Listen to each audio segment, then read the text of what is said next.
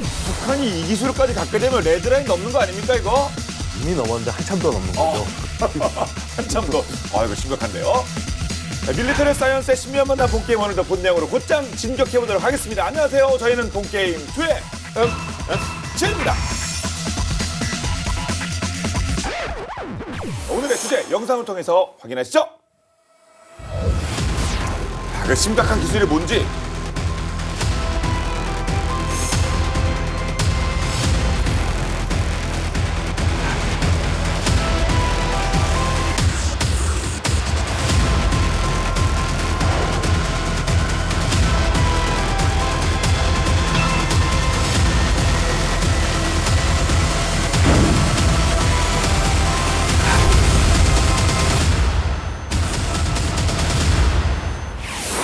점점 수위를 높여가고 있는 북한의 불법적인 탄도미사일 도발, 한반도뿐만 아니라 국제사회 안보를 위협하는 국제적인 안보를 위협하는 그런 심각한 문제로 대두되고 있는데요. 특히나 북한이 지난 6월 26일에 시험 발사한 탄도미사일을 두고 진위 논란이 일고 있습니다.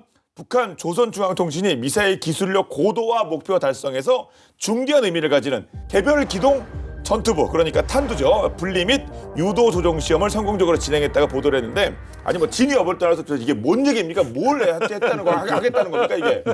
개별 기동 전투부라는 것이요. 네. 원래 이제 그 ICBM에서 멀브라고 불리는 멀브, MIRB, 이게 뭐냐면 Multiple Independently Targetable Re-Entry Vehicle. 길죠, 영어로도. 자, 이게 다탄두 각계 목표 재도립체라는 뜻입니다. 북한이 이번에 하나의 대륙간 탄도 미사일에 여러 개의 탄두를 장착하는, 그러니까 다탄두죠. 네. 예, 다탄두 미사일의 시험에 성공했다고 주장을 하는 거예요. 다탄두 기술은 ICBM을 완성시키는 거의 끝판왕? 거의 그런 기술이라고 볼 수가 있고요.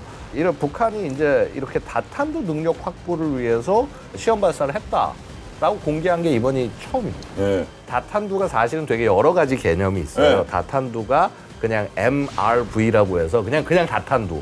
얘는 유도가 안 되고 마치 우리 산탄총 쏘면 총알이 퍼지듯이 미사일이 여러 개를 비슷한 목표를 향해서 떨어지는 게 그게 초기 모습이었는데 거기서 한 발 더 나가서 이 각각 날아가는 이 탄두들이 거기에 어느 정도 이제 조종을 할 수 있게 해서 그래서 원하는 목표를 각계 공격을 할 수 있게 해서 한 발을 쐈는데 여러 발의 미사일이 나갈 수 있게 하는 거예요. 이게 이제 ICBM 미사일 숫자는 제한이 돼 있잖아요. 그렇죠? 네. 거기에 사실 한 발밖에 못 쏜다고 그러면 이 비싼 ICBM을 이렇게 쓰는 거가 되게 제한이 되는데 만약에 여기에 두 발, 세 발 혹은 10발 이상 들어간다고 하면은 이게 내가 그만큼 핵미사일 갖는 숫자가 늘어나는 거거든요. 이게 어디서 의미를 갖냐면 이제 한참 냉전이 진행될 때 1970년대 이런 때 같은 데 보면은 서로 막 이제 미사일만 잔뜩 만들다 보니까 돈이 너무 많이 쓰는 거예요. 그래서 야, 이제 서로 좀 무기수를 제한하자라고 제안을 해서 막상 운반 수단에 해당하는 미사일 숫자는 딱 이제 줄여서 제한을 시켜놨는데 탄도 숫자를 늘릴 수가 있는 거죠. 이거 인간이 망하는 거 아닙니까? 이거 진짜 이거 인류의 운명에 심각한 위협이 되는 어느 쪽이든. 야, 그래서 이제 말씀대로 그래서 이 다탄두라고 하는 거는 특히 이제 이 멀브라고 하는 거는 각계 개별적인 목표의 방향으로 서로 다른 속도로 분리돼서 동시에 다수 대상을 공격할 수 있는 그런 굉장히 엄청난 기술이라고 할 수가 있고요. 특히나 북한처럼 ICBM 숫자가 제한되는 아직은 많은 숫자를 만들지 못한 나라가 이런 기술을 가지게 된다면 그만큼 능력이 훨씬 더 올라가게 되는 거죠. 북한이 이제 이번 시험 발사에서 분리된 기동 전투부들이 3개의 목표 좌표점들로 정확히 유도했다고 주장을 하고 있는데 이게 지금 사실 원래 북한이 주장을 하면 이거 그대로 받아들이면 바보입니다. 네, 정말 북한이 성공했다고 그러면은요, 이 미사일 나가는 사진만 보여주는 게 아니라 정확히 떨어지는 것까지 다 보여줘요. 근데 그걸 안 보여줬다라는 거는 아마도 북한이 분리는 하고 이렇게 하는데 초기 단계는 시작은 했는데 아직 목표를 때릴 정도 수준까지는 도달하지 못한 것이 아닌가. 근데 말씀하신 것처럼 이번에 이 다탄두 미사일 발사 성공 주장 자체가 여러 가지 허점이 있거든요. 일단 전방부대에서 운영하는 열상 감시 장비로 촬영된 영상이 공개가 됐습니다. 그래요? 일단 이렇게 올라가는 궤적이 그렇게 깔끔하지 못하죠. 저희 로켓이랑 마찬가지로 보고 있는데 깔끔하지 못하고 저기서 이렇게 나선형으로 이렇게 쫙 돌지 않습니까? 네. 저런 부분들도 그렇게 안정된 발사로는 보이지 않아요. 예쁘게 뭐 쭉 올라가 이게 또 사실요. 뭐 예. 탄도 그 선이 예쁘게. 저거는 지금 자탄이 퍼진 게 아니고 폭발을 상승 단계에서 이미 폭발한 걸로 보여요.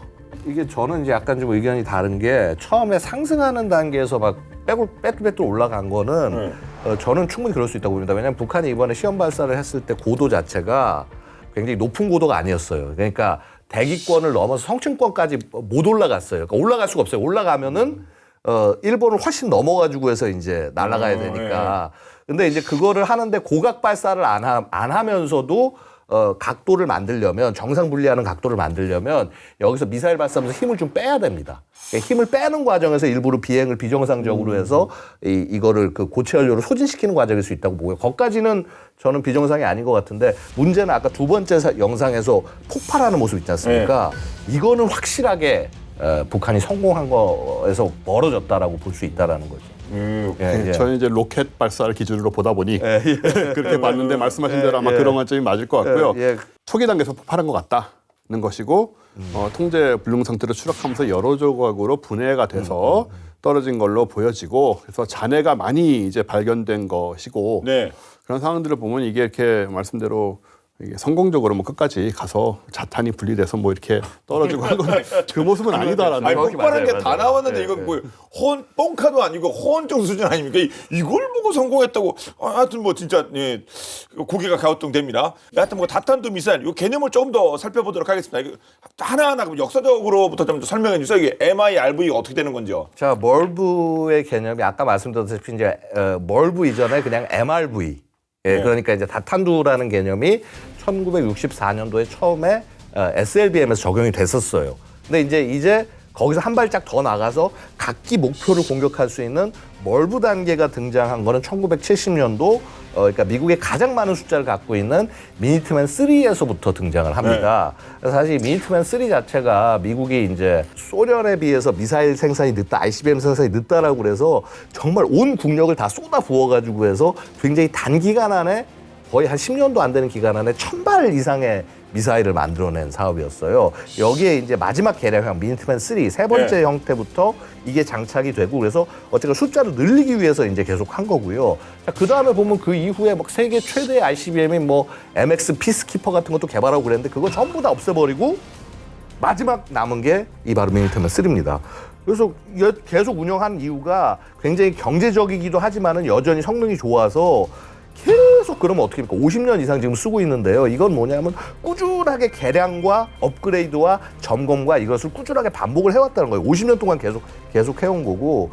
자, 그래서 미국의 소위 누클리어 트라이어드, 3원핵 전력. 그래서 뭐 전략 핵폭격기, 뭐 B-50이라든가 B-2, 그 다음에 전략 원잠, 그러니까 이제 그 SLBM 장착한 그것과 그 다음에 또 나머지 세 번째 축인 ICBM을 바로 이 미니트맨 3가 담당을 하고 있는 거죠.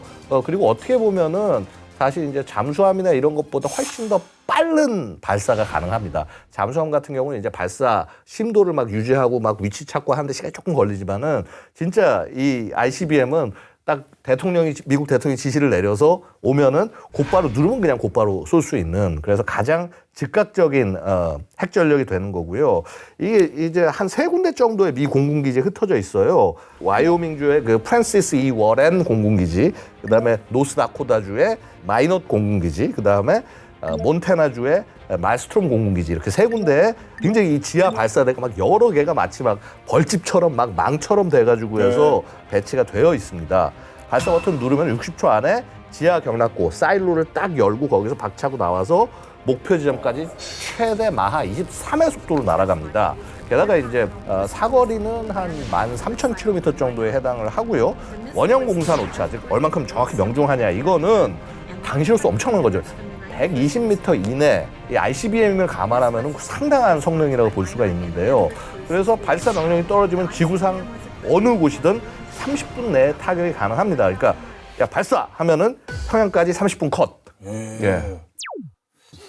이게 보통 이제 영화 같은 거 보면 이제 그 둠스데이 시작 아닙니까? 이게 사일로 열리는 것부터 그쵸. 시작해서 뭐 생각만 해도 끔찍한데요. 그러니까 위력이 그만큼 뭐 세지 않겠습니까? 그렇죠. 일단 가장 큰 특징은 예. 미사일의 맨 앞부분에 MK-12 혹은 MK-21 그 SERB 재도립체 이 3기가 탑재가 예. 된다는 건데 이 안에 W-87 핵탄두가 내장이 돼 있는 겁니다. 최대 폭발력이 475킬로톤에 해당된다고 하는데 이거는 이제 다이너마이트 47만 5천 톤을 그렇죠. 예. 한꺼번에 쌓아놓고 이제 폭파시키는 대충 그런 정확하게 말하면 TNT죠. 예. 그런 셈인데 우리가 그 유명한 원자폭탄의 대명사라고 할 수 있는 히로시마에 1945년 8월에 떨어졌던 리틀 보이 이게 15킬로톤이었거든요. 그다음에 나가사키에 떨어진 게 팬맨 그건 이제 22킬로톤 정도 됐었고 또 이 리틀 보이의 30배가 넘는 파괴력을 갖고 있는 것이고 예. 단 한 발로 13,000km를 날아가서 도시 3개를 동시에 타격할 수 있는 위력을 갖고 있는 거고요. 지금 미니트맨 3를 운영하는 부대는 현재 공군 지구권 타격사령부 에어포스 글로벌 스트라이크 코맨드 아, 규모가 달라요, 사이즈가. 예. 여기서 갖고 있고 최대 450여 발을 보유하고 있는 것으로 알려져 있습니다. 예. 그리고 MIRV가 그 영어로 하여튼 뭐 인디펜던틀리가 있고 뭐 리엔트리 비이클 같은 뭐 어떻게 되는 거야? 그 인디펜던틀리 독자적으로 간다 이거 아닙니까? 어떻게 그 메커니즘이 시스템이 어떻게 되는 거예요? 일단 여기 그림이 나와 있는데요. 네. 뭐 발사할 때는 일반 로켓하고 비슷합니다. 지금 이제 ABC 이렇게 됐는데 여기가 이제 3단 로켓이죠. 1단 분리 끝나고 2단 분리 이제 C 상태에서 C 상태까지 가속을 하는 거예요. 여기서 속도가 이미 이제 다 얻어진 거죠. D는 가속 단계 후 비행체라고 하는데 얘는 가속을 하는 게 아니고 엔진이 있어요. 조그맣게 있는데 얘는 이제 방향 전환이라든가 이에 여러 가지 이제 상황을 이제 조종을 하기 위해서 이제 작은 로켓을 달고 있고 여기서는 가속되진 않습니다. 최대 궤도 진입 단계 이 시점이겠죠. 5번 시점. 최대 궤도가 되면은 이제 미사일을 실은 발사체가 하강을 하게 되겠죠. 탄도 비행을 하니까 6번 그림처럼 이렇게 분리가 되기 시작을 하고요. 탄두가. 그리고 이제 이 재도립체가 대기권으로 쭉 떨어지는 거죠. 각각. 그 과정에서 이제 탄두 안에 들어있는 핵폭탄이 기폭 준비 상태가 되고 마지막으로 이제 원하는 목표 지점으로 떨어지게 되는 그런 방식입니다. 이게 120m 원형 공산 오차라고 하면 진짜 이거 진짜 대박이긴 하네요. 예. 이 재진입체의 형태 자체가 이 리인트리 비에클의 형태가 끝이 원뿔형으로 되어 있어요. 핵폭탄이 원뿔의 이 중간 정도 부분에 이제 들어가 있고 앞쪽 부분에 그 목표물로 유도하는 유도 장치, 그다음에 아랫 부분에는 회전가스 분사 장치가 있습니다. 그래서 자유낙하를 딱 시작하면 어떻게 되냐면 회전을 시키는 거예요. 탄두 부분을 회전을 시켜서 이 회전되면서 그만큼 얘가 안정적으로 이렇게 측풍이나 이런 거에도 영향받지 않고 목표로 떨어집니다. 마치 우리가 총 마찬가지, 총 쏠 때도 마찬가지로 강선 있잖아요. 예, 그쵸, 예. 강선 있어가지고 그 강선 따라가지고 딱 돌면서 그러면 안정적으로 날아가듯이 똑같이 그런 원리를 적용을 하는 거예요. 이 멀브는 이 대형 발사체, 그다음에 소형 탄두, 그다음에 정확한 유도, 비행 중에 탄두의 순차적 방출. 이 메커니즘이 상당히 복잡하거든요. 그래서 이게 핵미사일 기술 고도화의 뭐 상징과 같은 그런 기술이라고 평가를 할 수 있고요. 그 현재 이 멀브 기술을 적용을 한 것이 미국, 러시아, 영국, 프랑스, 중국 여기까지는 확실하게 적용을 했고요. 사실 이 중에서도 중국 같은 경우는 아직 SLBM, 그러니까 잠수함 발사 탄도 미사일에는 멀브를 아직 적용하지 못했습니다. 근데 예. 그 말은 이제 나머지 네 국가는 다 하고 있다는 얘기가 되고요. 그다음에 인도하고 파키스탄 등이 요 기술을 보유하려고 한참 개발을 해서 뭐 일단 뭐 성공을 했다 하는데 뭐 이건 확인할 수가 없는 그런 부분이기도 하고요. 근데 인도 파키스탄도 나름 보유하려고 노력했다고 그러면 걔네가 아주 뭐 사실은 뭐 그냥 다 가진 거 아닙니까? 그냥 핵보유국은? 예, 근데 사실 이 머브를 보유한 국가를 간에도 예. 능력 차이가, 기술 차이가 크긴 합니다. 말씀하신 대로 뭐 확인이 안 되는 부분도 있고, 근데 미국은 당연히 1960년대, 그 러시아는 1970년대부터 이 머브를 개발해서 실전 배치를 한 상태고요. 현재 보유 중인 ICBM과 SLBM의 뭐 상당수가 다 이렇게 다탄두로 구성이 돼 있고, 그다음에 영국은 이제 4개의 미사일로 각각 분리돼서 날아가는 그 다탄두화된 SLBM 트라이던트 2. 예. 우리가 이름은 좀 들어봤지 않았습니까? 그쵸. 예, 트라이던트 2를 보유하고 있는데 탄두는 자국산인데 이 개별 탄두를 실어보내는 PBV 그러니까 가속 단기 후 비행체 이거는 이제 미국산을 받아서 쓰고 있고 최대 사거리도 13,000km 정도 되니까 뭐 미니트맨 3와 같은 수준이다 이렇게 볼 수 있고 그 말은 웬만한 바다에서 거의 뭐 세계의 모든 육지의 목표물을 노릴 수 있다라는 그런 전력을 영국도 가지고 있습니다. 이 트라이던트 2는 지금 미국하고 영국이 보유하고 있고 로키드 마틴이 만든 그런 무기죠. 네. 중국은 2015년 9월 전승절 기념식에서 다탄도 미사일인 DF-5B를 최초로 공개를 했는데 탄두를 최대 이제 10개까지 탑재할 수 있는 DF-42를 또 개발을 했다고 하고요. 하지만은 실제 기술 격차는 미국, 러시아는 굉장히 크다. 발표는 이렇게 하고 있지만 이렇게 알려져 있고. 근데 사실은 근데 인도는 파키스탄을 적으로 삼지만 중국을 굉장히 두려워하죠. 그래요? 예, 중국 국경 분쟁도 많이 맞다. 그 일어났습니다. 뭐 이렇게 뭐 군기 갖고 싸움도 하고 뭐 그랬었죠. 네, 예. 그래서 중국이 확대를 하기 시작을 하면 인도도 이제 불안함을 가질 수밖에 없는 상황이라 그래서 중국의 군사력을 따라잡기 위해서 10년 이상 핵탑재 머르브인 그 아그니라는 산스크리트어로 불을 의미한다고 하네요. 이 아그니 시리즈를 개발 및 시험해 왔는데 올해 3월에 아그니 5의 첫 시험 비행에 성공을 했다고 합니다. 아그니 5의 사거리는 5,000km라서 이렇게 뭐 13,000km씩 되는 건 아닌데 인도 입장에서는 가장 긴 사거리를 자랑하고 있고 사실 지금 주적으로 삼고 있는 게 중국이기 때문에 베이징이나 상하이 정도는 충분히 타격을 할 수 있다. 이제 이렇게 얘기가 되는 거고요.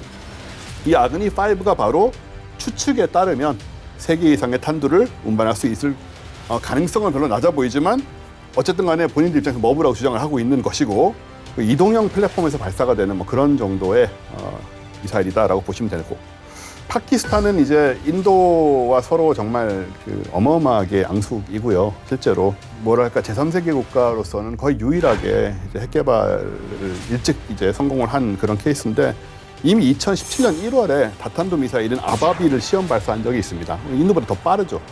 물론 이제 그 성능은 제대로 밝혀진 바가 없지만. 그래서 이렇게 사실은 거의 모든 핵 보유국들이 머브화된 ICBM과 SLBM을 보유하고 있거나 기술을 확보하려고 노력을 하고 있거나 갖고 있다고 주장을 하고 있는 그런 상황이죠. 그렇군요. 근데 뭐 러시아는 뭐 최대 뭐 16발 이렇게 뭐 진짜 다탄두가 그 준비될 수 있다고 말씀하셨는데 그런데 미니트맨 3는 핵탄두 3발 탑재 뭐 이런 얘기가 있는데 좀 정리하고 어떻게 된 거예요? 일단은 미니트맨 3는 사이즈가 좀 작은 미사일이에요. 상대적으로 좀 컴팩트한데 대신에 이제 양산을 많이 할 수 있었다는 장점이 있었던 거고요. 근데 뭐 사실 설계가 그렇긴 한데 평상시는 어떠냐면 일단은 핵탄두 한 발밖에 안 넣어놓습니다. 다탄두 미사일도. 이게 왜 그러냐면 미러 간에 체결된 전략무기 감축 협정 때문에 일단은 한 발만 적재를 할 수 있게는 해놓은 거예요. 근데 이제 전시가 되면은 그런 거 어딨어 하면서 일단 실을 수 있는 거 최대 다 실는 거죠. 3발 장착해놨는데 모르는 거 아닙니까? 누가 와서 볼 것도 아니고. 근데 사실은 이전에는 서로 그것을 크로스 인스펙션을 하는 절차가 있었는데 지금 아시다시피 우크라이나 전쟁 이후로 러시아가 우리 안 해. 그러면서 이제 뛰쳐나가 버려가지고 그래서 이제 세계 핵군축이 무너졌다는 얘기가 그래서 나오는 거예요. 그렇군요. 네. 아무튼 그 미니트맨 3는 우리가 제공받을 수 있는 뭐 해구산 중에 핵심 아니겠습니까? 그래서 정말 뭐 미니트맨 3가 잘 운영이 될 텐데 그런데 최근에도 시험 발사가 됐다고요, 이 미니트맨 3가요. 50년 된 미사일이에요. 그러니까 이게 야 이거 믿을 수 있어? 그렇죠. 한 번도 실사격한 적이 없는 거 아닙니까? 예. 그거 진짜 믿을 만한 겁니까? 50년 됐는데? 바로 그거를 보여주기 위해서 1년에 3차례, 4차례 쏘는 겁니다. 결국 이 미니트맨 시험 발사는 사실은 거의 이제 그러다 세대 차례다 보니까 뭐 상반기 뭐 한 3월, 4월에 한 번, 뭐 아니면 6월 여름쯤에 한 번, 그다음에 하반기쯤에 한 번 이렇게 사실 정해져 있어요. 이렇게 꾸준히 쏘는 것 자체가 뭐냐 하면 중국하고 러시아 지금 막 계속 군사적으로 부상을 하고 있는데 이걸 견제하려고 메시지를 보내는 겁니다. 즉 미국은 이런 미니트맨을 언제든 쏠 수 있는 상태가 되어 있고 지금도 계속 쏘면서 능력을 확인하고 있다. 그래서 우리가 필요하면은 언제든지 즉각적으로 보복을 할 수 있다라고 하면서 소위 확정 억제 능력을 과시를 하는 거예요. 예. 그래서 가장 최근에는 지난 6월 4일에 발사를 했거든요. 이 캘리포니아주 만덴버그 공군기지에서 한 발의 비무장 재진입체를 장착한 미니트맨 3가 발사가 됐는데요. 이게 이제 7,600km를 날아가서 태평양 마샬 제도 인근에 콰젤린 환초의 탄도미사일 시험장이 있습니다. 거기에 이제 저기 낙하를 했어요. 그러니까 이렇게 발사를 하면은 사실은 누가 봐도 저거 지금 제대로 작동하고 있구나, 신뢰성이 있구나 이거를 알 수가 있는 거죠. 지금까지 시험 발사라는 게 300차례 이상이에요. 와, 예. 그러면 이거는 그러니까 가장 어떻게 보면 많이 발사하고 성능이 검증된 ICBM이다라고 얘기할 수 있는 거죠. 그렇죠. 예. 근데 앞서서 미국과 러시아 간 핵 통제 조약인 신전략무기 감축 협정 뉴스타트라고 하는데 그 잠깐 언급하셨잖아요. 근데 러시아가 이렇게 뛰쳐나왔다. 그래서 푸틴 대통령이 뭐 우리 뭐 참여 안 한다 이런 중단 선언까지 했다고 하는데 이러면 이거 많이 불안해지는 거 아닙니까? 미러 간에 남은 유일한 군축 협정으로서 네. 두 나라가 발사 준비 상태의 전략 핵무기 숫자를 각각 1,550기 이하로 유지하자 뭐 이런 동의 내용을 담고 있는데요. 2023년 2월에 우크라이나 전쟁이 시작된 지 1년 만에 참여 중단 선언을 해버린 거죠. 그래서 20세기 미소 냉전 시대를 거치면서 우리가 좀 핵무기 감축 움직임이 어쨌든 조성이 됐었는데 이게 지금 폐기되는 게 아니냐라는 그런 우려가 크죠. 근데 러시아는 사실 지금 뭐 본인들은 작전이지만 실제로 전쟁하고 있어서 저 우크라이나에서 쓰려고 뭐 그런 건 아니겠죠? 그건 뭐 그러지 않기를 바랐지만 가능성이 없다고 할 수는 없는 것이 네. 러시아가 작년 말에 그 차세대 ICBM인 사르마트 RS-28 개발이 마무리 수준에 접어들었다고 밝힌 바가 있습니다. 또 브랜드 뉴가 나오는 거예요? 와, 이렇게 큰 거예요? 사람의 몇 배입니까 이게? 예, 이걸 지금 뭐 올해 안에 실전 배치하겠다고 타스통신에 따르면 그렇게 얘기를 하고 있는데 사르마트는 1988년 이후에 러시아의 지상 발사 핵전력의 근간인 그 R-36M2 보예보다 ICBM을 대체하기 위해서 2009년부터 개발이 됐습니다. 네. 근데 재원을 보면 길이가 35m 이상이고 무게는 200톤 이상이고 제도립 탄두, 머브를 15개까지 탑재할 수가 있고요. 사거리는 18,000km니까 미니트맨보다 5,000km가 더 길어서 사실 지구 둘레가 4만 km이기 때문에 적도가 사실은 18,000km면 어느 방향으로 가든 어디든지 맞출 수 있다라는 얘기가 되고 뭐 북극, 남극 포함해서 전 세계 어디든지 타격할 수가 있는 그런 사거리를 갖고 있고요. 폭발력은 이게 사실 무서운 얘기인데 우리가 모두 알고 있는 그 히로시마에 투하된 리틀보이의 뭐 2,000배 위력이다라는 20메가톤 얘기를 합니다. 얘가 한 발 떨어지면은 프랑스 전체가 다 날아가고 텍사스 전체가 다 날아가는 그런 프랑스 큰 그 땅덩어리가 거의 그냥 폐허가 되는 거예요? 한 나라를 완전히 파괴할 수 있는 그런 힘인데 참고로 보예보다의 나토 코드명은 SS-18 사탄이었고요. 예. 그 사르마트의 나토 코드명은 사탄2가 됐습니다. 그러니까 이 정도니까 푸틴 대통령이 이 미사일에 대해서 현존하는 모든 방공망을 무력화할 수 있다. 뭐 15개나 들어있고 네. 뭐 이런 식으로 얘기를 자신감을 갖고 얘기를 하고 있죠. 아니 근데 그 쓸데없이 그 고스펙인 게 13,000km나 18,000km나 그냥 뭐 어차피 그냥 지구 다 날아가는 거 아닙니까? 어디도 그냥 원하는 대로 가는 거 아니에요? 그렇죠. 그러니까 소위 이제 전 지구적 사거리다 이렇게 네. 얘기를 하는데요. 근데 사실 뭐 지금 뭐 미국이나 서방 군사 전문가들 공통된 의견은 사실 사르마트가 현재 안보 구도 자체를 거의 뒤집을 정도의 무기 체계로 보지는 않는다라는 거죠. 그러니까 이제 러시아가 2022년 4월에 사르마트 시험 발사를 성공했다 이렇게 알렸어요. 그러니까 이제 근데 사실 이 시험 발사 자체가 우크라이나 전쟁에서 구겨진 체면을 좀 살리려는 그 국내 거치해용이 아니냐라는 평가가 있는데 시점이 좀 묘하긴 하네요. 그러니까 예, 시점도 묘하고 사실은 이제 거의 한 4년 5년 시험 발사를 계속 미뤄오다가 그때 이제 겨우 발사를 했는데 이 발사도 과연 이게 성공이냐 이거에 관해서 좀 논란이 있는 거고요. 이 미사일의 실질적 성능도요 사실 그렇게 이제 향상됐다라고 보이지는 않아요. 저도 이제 연구하다 보면 많이 인용하는 학자 중에 하나가 이제 한스 크리스텐슨 미국 과학자연맹의 핵정보 프로젝트 소장. 사실 이제 이분이 이제 매번 하는 자료를 갖고 전 세계 핵무기의 동향이나 이런 거 같은 것도 연구자들이 많이 참조를 하는데 어쨌거나 이분의 평가에 따르면은 엔진이 살짝 개선됐는지는 모르겠지만은 과거에 보유했던 소련의 ICBM 이 보예보다 사실 성능과 그닥 차이가 없더라. 알고 보니 갑자기 얘가 하나 등장해서 게임 체인저가 될 가능성은 상대적으로 낮다라고 보는 겁니다. 네.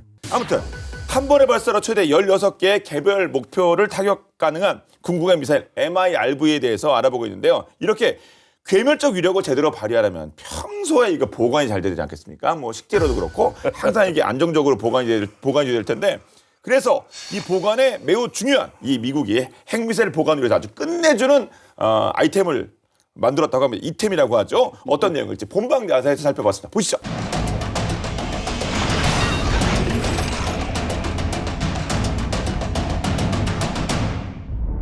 미국과 구소련의 냉전이 한창이던 시절 군비 경쟁이 시작되면서 각 나라는 서로 미친 듯이 핵무기 발사체를 만들어내기 시작합니다. 이때 미국은 6.25 전쟁에서 수많은 B-29 폭격기들이 미그 15에게 격추된 경험을 바탕으로 대륙간 탄도미사일 개발로 방향을 잡았죠. 하지만 이런 미국을 비웃기라도 하는 듯 1957년 5월 구소련은 미국보다도 먼저 세계 최초 대륙간 탄도미사일 R-7 세미오르카 발사에 성공합니다. 게다가 엎친 데 덮친 격으로 구소련은 R-7 세미오르카 개발 기술을 바탕으로 같은 해 10월 세계 최초의 인공위성 스푸트니크 발사까지 성공하죠. 이에 엄청난 충격을 받은 미국은 하루라도 빨리 대륙간 탄도미사일 개발을 완료하기 위해 밤낮으로 매달립니다. 그리고 마침내 1958년 2월 미국 샌디에이고 커니 메사 지역에서 미국 최초의 대륙간 탄도미사일 SM-65 아틀라스가 발사됩니다. 너무 무리했던 탓일까요? SM-65 아틀라스의 미사일로서는 아주 치명적인 결함이 발견됩니다. 대체 그 결함은 무엇이었을까요?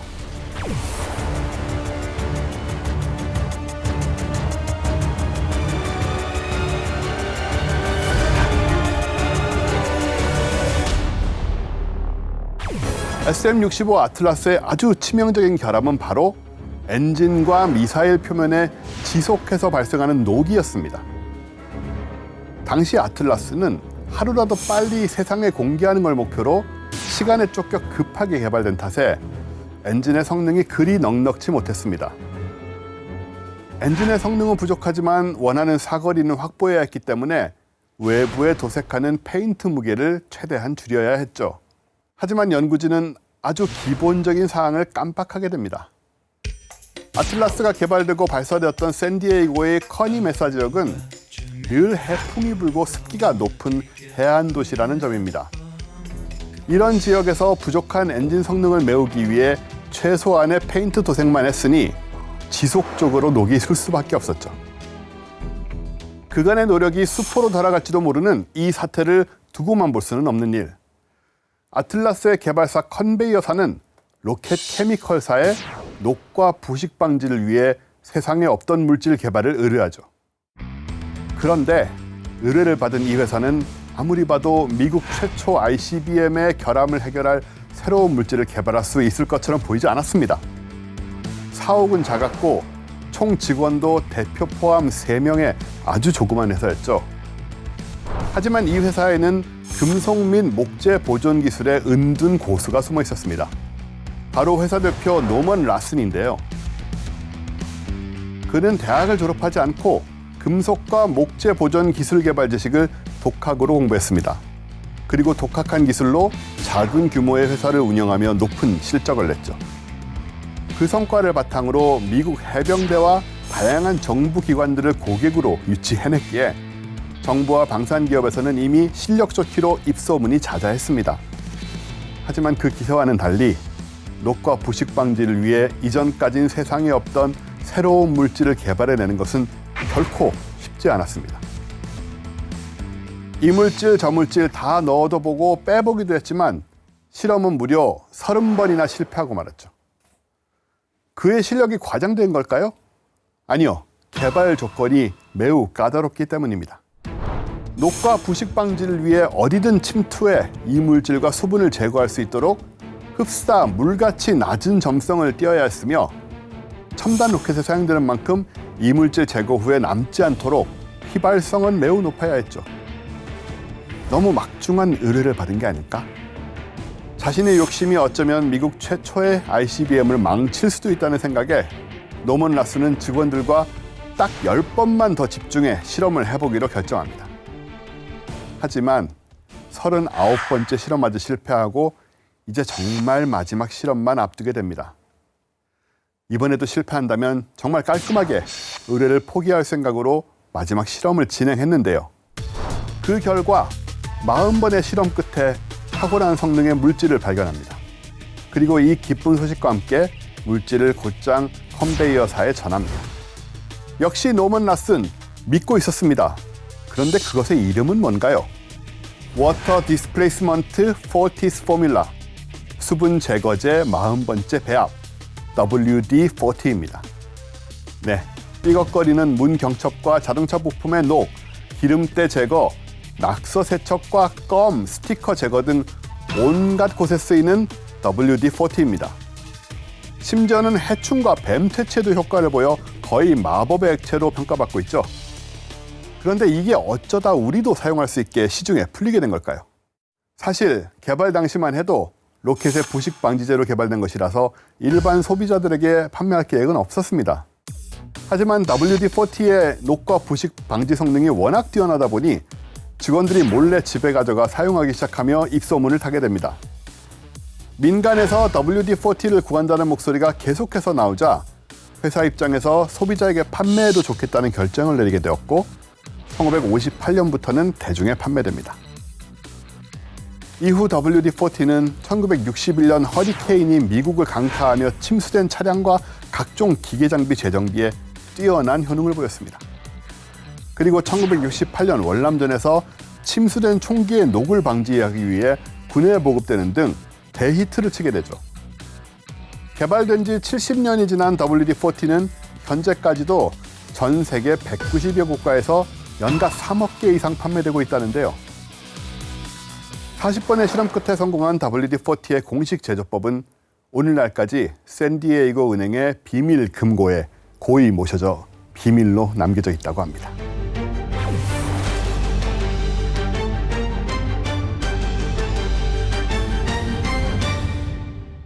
자, 본론으로 돌아가서 근데 그 미러간 군축 조약 폐기는 뭐 러시아의 우크라이나 침공이 영향을 미쳤을 텐데 근데 중국도 역시 거기에 또 변수로 작용을 했다고요? 조 바이든 행정부가 들어선 직후인 2021년 2월에 미러 간의 뉴 스타트 협정을 5년간 연장하자는 합의가 이루어졌어요.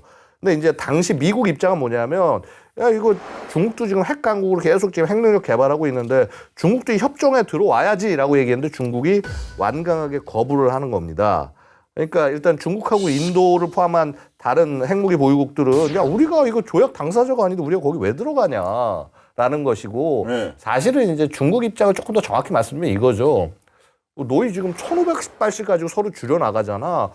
그 당시는 우리는 한 300여 발 정도밖에 없어. 그럼 너네가 300여 발 줄어들게 우리가 들어갈게.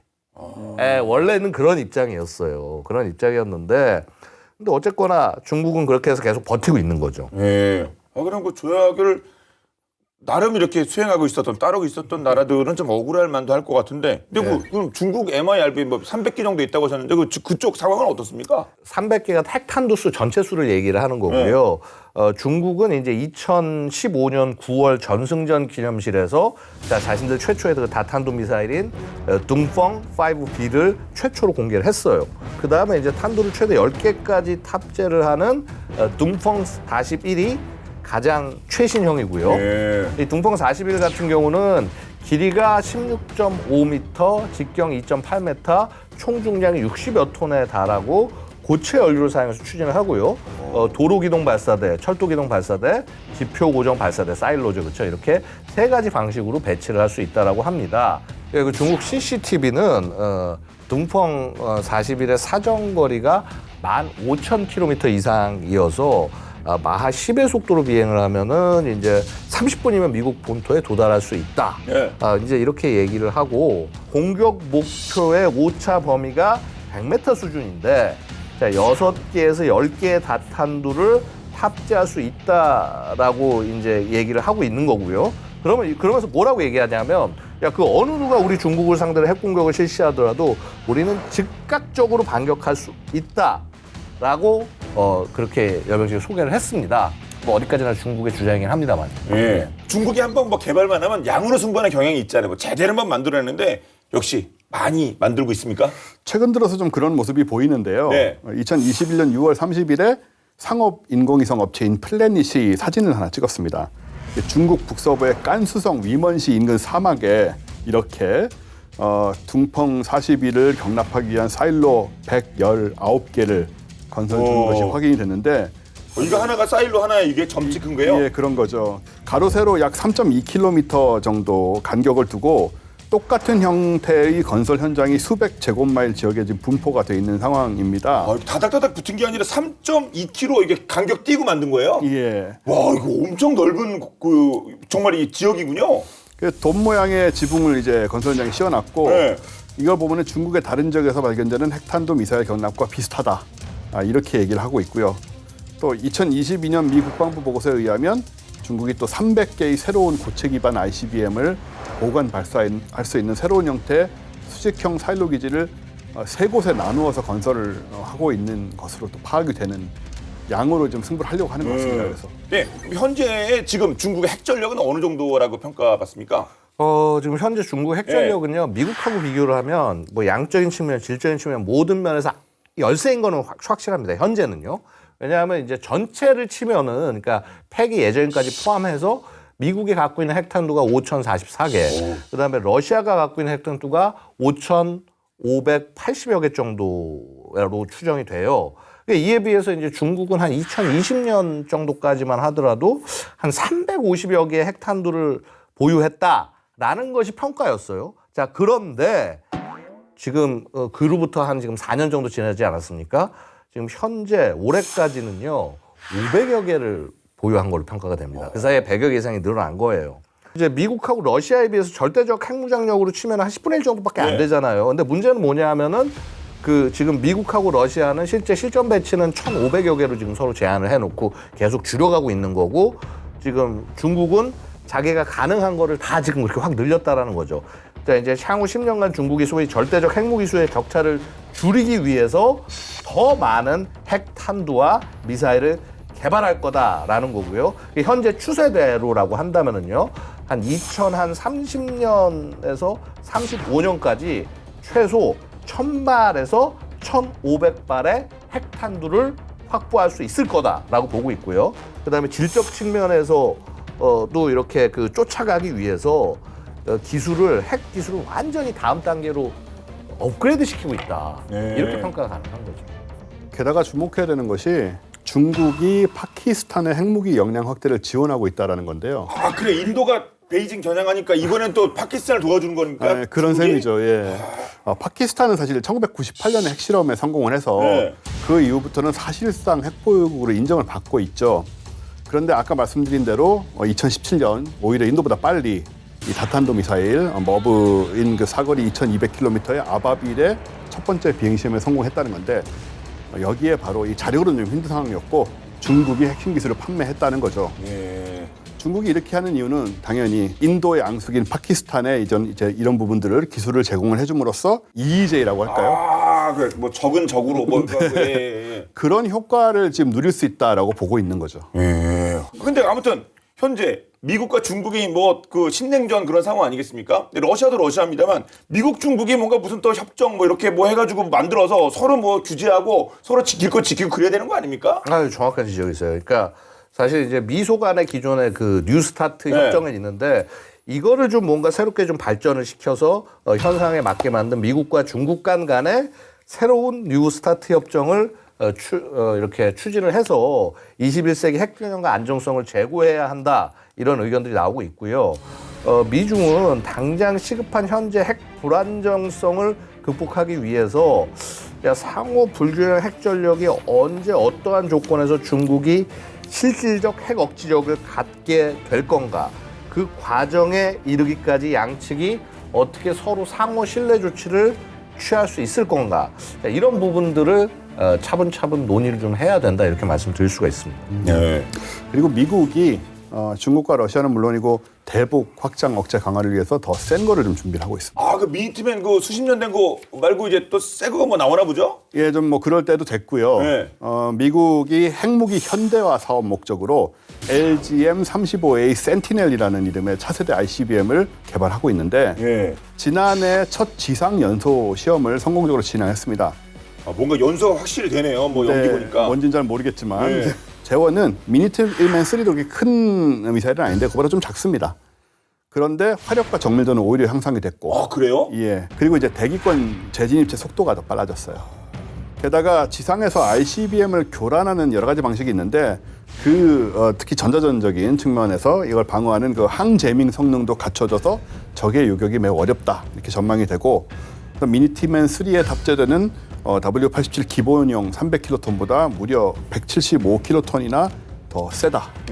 센티넬이 원래는 2029년에 첫 인도가 돼서 2036년경에는 642발이 이제 실전 배치 완료를 하려고 했습니다. 한 방은 아니고 600 몇 발이요. 그 센 게. 기왕에 하려면 또 이렇게 하는 게 미국이긴 한데 그렇게 하면서 사실 미니템의 3를 대체할 예정이었던 건데 이 당초 예정보다 수년이 늦어지고 비용도 훨씬 더 증가될 예정이라고 합니다. 예정보다 2년 늦은 2032년경에나 실전 배치에 들어갈 것으로 보이는데 이것도 뭐 봐야 알 것 같고요. 올해 1월의 검토 결과에 따르면 센티넬 프로그램의 비용이 자그마치 37%나 증가가 됐다. 오, 예. 이 센티넬 미사일 한 발당 비용이 1억 1,800만 달러였습니다. 원래 이 계획이. 근데 지금은 2억 1,400만 달러, 3천억 원에 가까운 한 발에 이 정도로 증가할 수 있다는 상황이고요. 비용 증가는 근데 이 새 미사일 때문이 아니고 사일로와 통신망을 업그레이드하는 과정에서 발생을 한대요.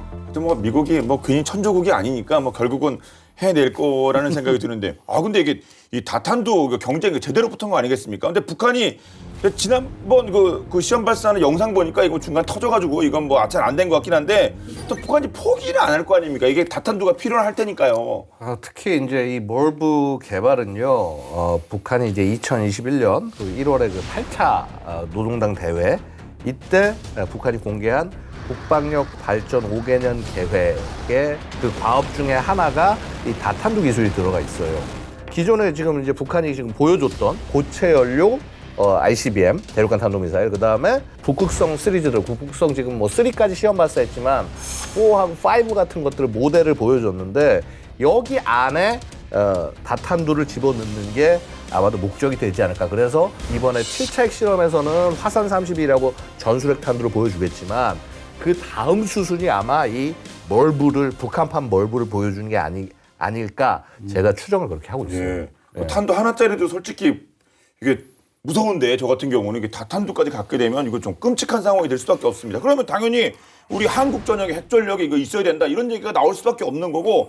근데 최근에 사무엘 파파로 미국 인도태평양 사령관이 한국의 핵잠 이 얘기를 좀 하지 않았습니까? 어떤 얘기입니까? 사무엘 파파로 인태 사령관은요, 지난 7월 11일 임팩 훈련을 계기로 이루어진 그 한국 언론과의 인터뷰에서 이렇게 얘기를 합니다. 한국의 원잠 도입에 관해서 얘기를 한 건데요. 작전 분석 결과 핵 잠수함 도입에 믿음이 생긴다면 추후에 추진해 볼 수도 있다고 생각한다. 이렇게 말했어요.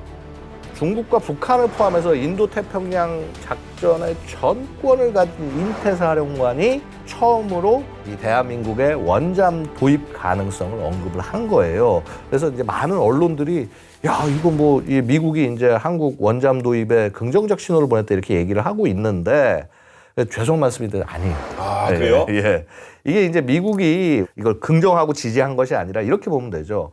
자, 한국 내에서 원잠을 도입해야 된다라고 하는 여론을 미국도 알고 있다. 그다음에 이를 굳이 부정하진 않겠다. 이런 정도 의미로 봐야 됩니다. 그러니까 약간 립서비스적인 그런 발언이고요. 즉 사업 추진을 생각해 볼 수도 있지만은 그건 언제다 미국의 국익에 따라서 생각해 볼 수도 있다라는 그런 걸로 해석하는 것이 더 적합하다고 봅니다. 그러니까 자체 핵무장이라고 하는 게 그 NPT, 그러니까 핵 확산 금지 조약 체제와 충돌하는 거. 그다음에 경제적 비용, 그러니까 막 각국이 경제 제재 할 거니까요. 그다음에 한미 동맹도 이거에 영향을 받을 수가 있죠. 자, 이런 것들을 전부 종합적으로 고려해서 신중하게 결정해야 될 사항이다. 그래서 우리 정부의 입장은요, 핵 확장 억제를 강화하는 것이 훨씬 현실적 바람이고 핵무장 추진하지 않는다. 이게 지금 우리 정부의 공식적 입장이다. 이렇게 말씀드릴 수가 있습니다. 자, 그런데 북한의 핵 능력이 계속 강화되고 있고 러시아하고 중국은 별다른 협정 제약 없이지만 마구마구 핵무기를 개발하고 있는데 그러니까 진짜 역사상 가장 위험한 시기가 바로 지금이 아닌가 정말 피부에 와닿는 그런 시간이었는데요. 자, 끝으로 한 말씀씩 부탁드리겠습니다. 일단은 생각해보면 1945년에 미국이 일본에 원자폭탄을 투하할 수 있었던 이유는 하나밖에 없습니다. 미국만이 가지고 있었기 때문이에요. 그게 그러니까 가능했던 거죠. 그렇죠. 소련은 왜 안 쐈냐고 없었으니까. 네, 없었습니다. 그러니까 전 세계 어디도. 없었으니까. 네, 80년 가까이 지난 지금 상황인데 그 이후에 수많은 나라들이 핵무기를 만들어내고 이제 그 다음부터는 핵이 핵을 억제하는 상호 확증 파괴라는 네. 그 상황 철학 속에서 점점 불안해지는 거죠. 이게 언제까지 작동할 것인가. 그리고 지금 우크라이나 러시아전 같은 경우도 뭐 전술 핵이라도 한 번만 전 세계 어디에선가 실전에서 핵이 터지면 그 다음부터는 걷잡을 수 없는 상황이 될 수도 있다는 생각이 좀 듭니다. 그래서 이런 위험성들을 우리가 인류가 정말 면밀하게 관리해 나가지 않으면 아마 10년, 20년 후에는 정말 뭐 어떤 미래가 터질지 모르겠다라는 그런 우려가 사실 이제 현실적으로 들기 시작해요, 저는. 네. 제가 연구원에서 하는 핵심 업무 중에 하나가 그 북한의 핵과 WMD 이 분석인데요. 북한의 이 몰부 개발은 완성까지는 다소 시간이 남아 있습니다만은 점차 기술이 축적되는 게 눈에 보여요. 우리가 이제 러북 협력을 통해서 이제 북한이 다탄두 기술을 러시아로부터 이전받을 거다 이렇게 우려를 하는데 사실은 지금 상황 봐서는 북한 스스로 개발을 해도 기술 개발이 가능할 수도 있다라는 겁니다. 그만큼 좀 상황이 안 좋고요. 제 개인적 입장은 우리도 전략적 타격 수단들 나중에 우리가 원하면 언제든 핵탄두를 넣을 수 있는 그런 수단들을 쫙 많이 더 개발을 해놔서 한참 끌어올리고 핵 잠재력을 철저히 준비해야 될 때다. 이 말씀을 좀 드리고 싶습니다. 그거 진짜 솔깃한데요. 핵 전력을 뭐 갖추는 거 여러 가지 좀 복잡한데 핵 잠재력을 갖춘다. 예. 알겠습니다. 자, 오늘 본게임 여기까지입니다. 본게임은 OTT 웨이브와 KFN 유튜브를 통해서 언제든 시청 가능하니까요. 많은 활용 부탁드리겠습니다. 다음 수업도 화끈한 내용으로 돌아오겠습니다. 지금까지 저희는 본게임 2의 MSG였습니다. 고맙습니다. 이게 핵 잠재력이 또 우리 그 가신 큰 형님이 만든 거. 네, 멘트가 많이 줄었어요. 보통 거 이제 이제부터 저희가 또 돌아가면서 그 말씀 꼭 한번 하는데 멘트가 많이 줄었습니다. 그러니까요.